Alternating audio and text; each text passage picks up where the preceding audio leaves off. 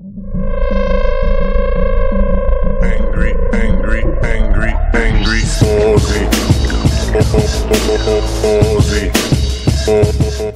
G'day viewers, how are you? How was that? Blast from the past.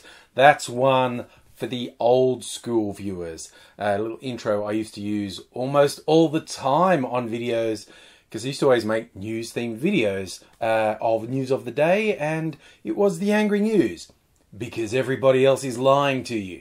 But you can trust me. And I, just for no real reason, brought it out of the archives. But I am thinking of doing VIDA this month. Video every day in April. Speaking of old school YouTube things. It's a thing people used to challenge themselves to do. Not so much these days, but I might do it because I might have enough time to do it. We'll see how we go. This being the 2nd of April, live stream counts. So 2 for 2. So far. And look, here is actually a news story I did want to share with you. And I love this because it's one of those really unexpected things. Like, the world is a beautiful and mysterious place that can provide us with surprises. You think you know everything that's likely to happen, and then something pops up. Like on April Fool's Day, you see a story about Jim Carrey, the comedian Jim Carrey, getting in a Twitter beef with the granddaughter of Benito Mussolini. Yeah, that Mussolini. And apparently his granddaughter, like Il Papa, is a fascist. And the topper of seeing this on April Fool's Day, it wasn't an April Fool's Day prank. It was a real thing. See, as a bit of a backgrounder, Jim Carrey fancies himself somewhat as an artist these days. I'll be honest, I find his art pedestrian at best, very heavy-handed with its imagery.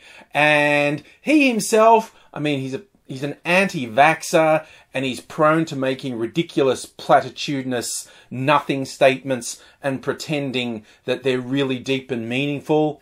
I'm not a huge fan of his, but he's considerably above a fascist.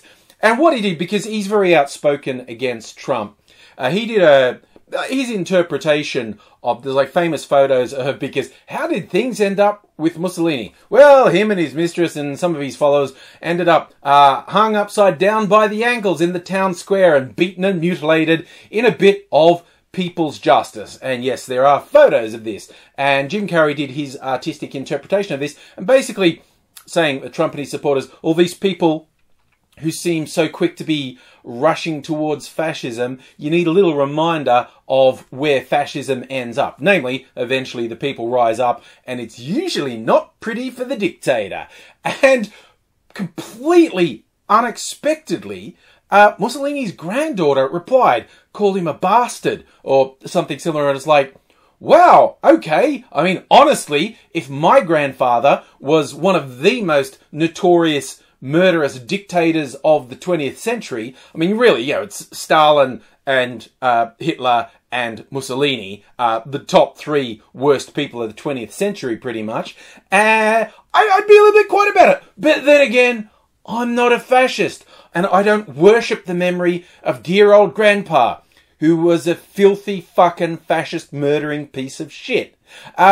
And she got really worked up that Jim Carrey had used old Il Papa as the example of what happens to fascists, to which, I mean, honestly, fuck you. And she seemed a little surprised at the Twitter pile, because people generally went, really? Really? We're doing the defend fascism thing? Okay. And one of her comebacks is apparently, well, you know, America did bad things. Why aren't you picking on America?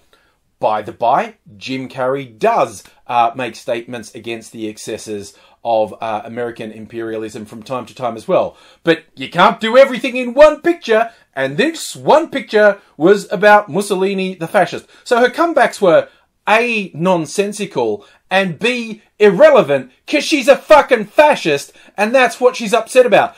And so, yeah, pretty much all of Twitter piled on, which is what she fucking deserves. I'm usually not a fan of Twitter pylons, but fuck it. When you're the fascist granddaughter of a fascist dictator and you want to defend his legacy, which was fascism and murder, then fuck you. You deserve the ugly side of the internet, quite honestly.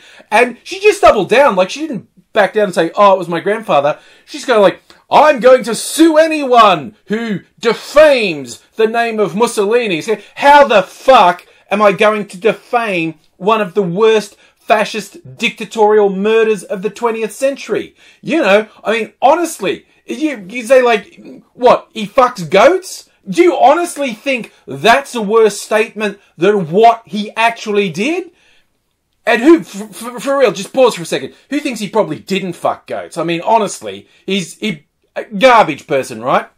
So, it's absolutely true. This is the world we live in. Every now and then when someone goes, you can't just call people you disagree with Nazis, you can't call people you disagree with fascists, they're calling themselves that! You know, when they say, oh, who are you calling Nazis? Well, get them to take their shirts off, and if they have Nazi insignia tattoos, I'm going to say, that guy! And if they're the granddaughter of one of the worst fascist dictators of the 20th century, and they're defending his fascist legacy and continuing to promote fascism in the Italian parliament, then I'd say, that one, right there, she's a fascist. She's fucking scum. She deserves, at the very least, to be mocked and belittled on the internet. At the very worst, you got to be careful what path you go down, because, as Jimbo pointed out in his little bit of artwork, history shows us the end point for most dictators. That is the news, and that is the truth.